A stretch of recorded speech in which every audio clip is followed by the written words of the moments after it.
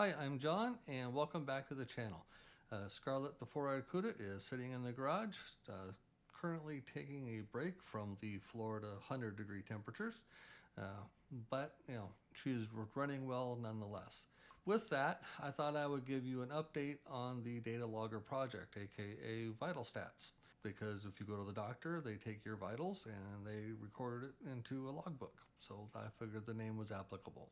I've already done a couple of long forms and one short. I did a long form video on the initial build measuring voltage, and the second one here for the writing the data to an SD card and reading the date and time and synchronizing that to the real-time clock. And then I did a short regarding the engine RPM using the CoilX. So in addition to those, I've done the fuel oil transmission pressures. I've added two Bosch map sensors, one to be hooked up to the manifold vacuum port and the other for free air to be used as a reference.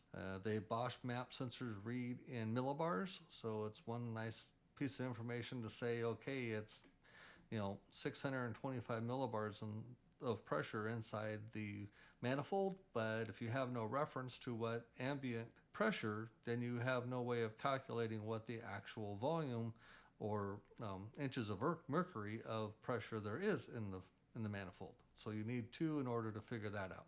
Then the oil trans and coolant temperatures. This uses some Steinhart-Hart logarithmic equations, and luckily that's all documented on the net, so that was fairly easy. Add a temperature and humidity sensor just for ambient. Then I figured out how to hook up a Stone HMI display, which is a 5-inch 800 by 480 display. And then I added the temperature and humidity after the fact to the Stone display. Decided on the AEM X Series 03-0310 wideband O2 sensors. I've got two ports for those, one for driver, one for passenger. And I figured out the code.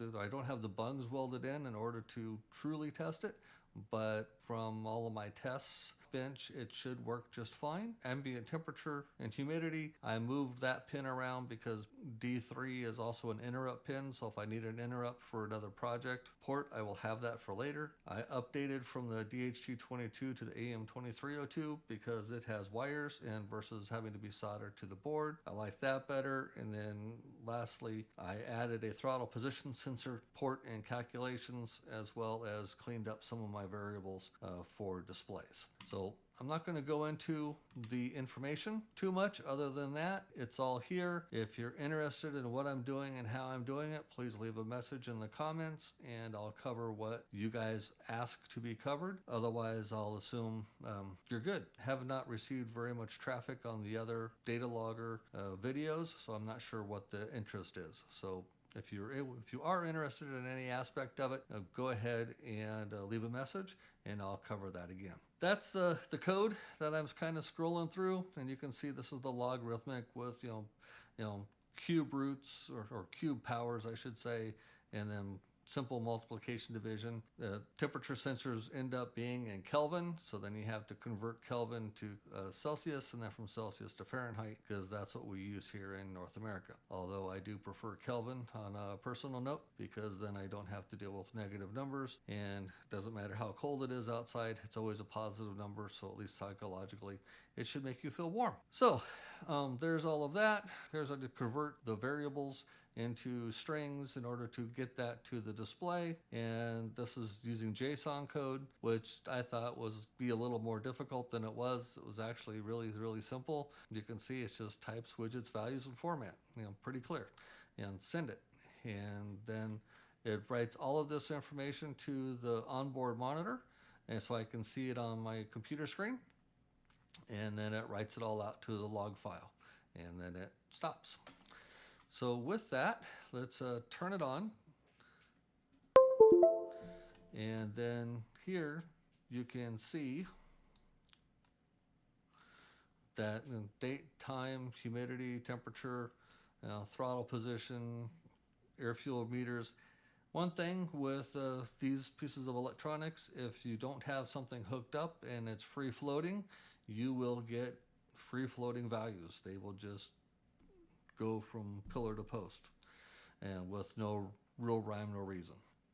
And I have no air fuel meters or throttle positions hooked up, so that's just what it's coming back with in the code. So that's pretty simple, pretty straightforward, and fairly useful. I will leave this running and we'll switch to my overhead camera so you can see my breadboard. So here's the breadboard. You can see here's the Arduino Mega that I had before.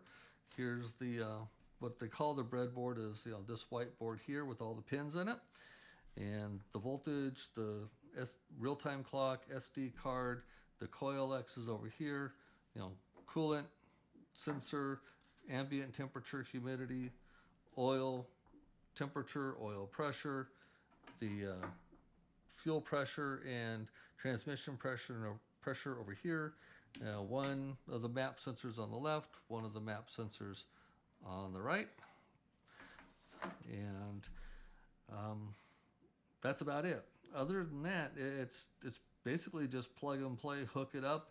Other than some pieces need a little resistor or a capacitor. You can see the little blue resistor here and then the capacitor there. That helps smooth out the signal and also acts as to calibrate the temperature that you're receiving from the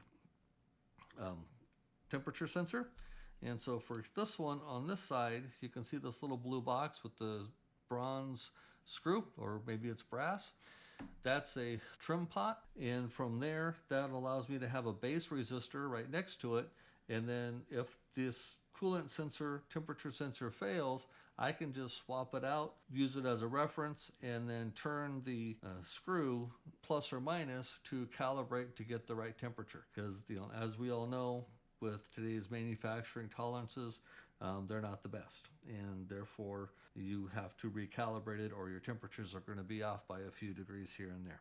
Probably not a big deal, but I had it, it was available, and I figured it'd be a good idea. Then all of this goes to the serial monitor that I showed you about last screen, and then this is my Stone HMI display. It's the 5-inch version, 800 by 480. I've got the engine RPM, throttle position sensor, volts, vacuum, maps, everything that's on the screen that I showed you, and everything that's being written to the SD card is also on the display, so you can see everything. And that's about it. Started to work on a PCB to put that into manufacturing, and I've gotten one back and found I made some huge errors, so I've corrected those, and I've started on a second PCB design, and I'm currently working through the troubleshooting and testing of that one. If that works or fails, I will show you how that came about in the next episode. But right now, I just wanted to give you an update with the project.